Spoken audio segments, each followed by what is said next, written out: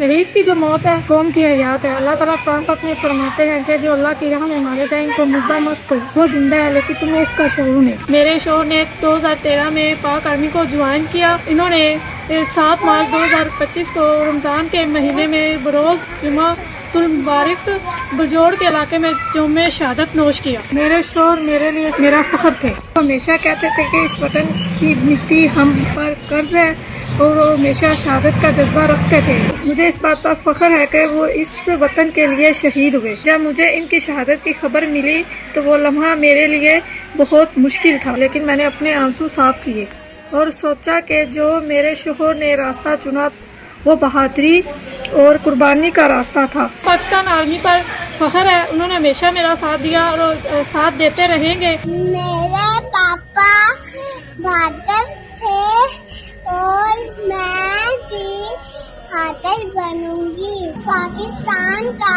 नाम बुलंद करूंगी। मैं अपने पापा से बहुत प्यार करती हूँ। पाकिस्तान जिंदाबाद।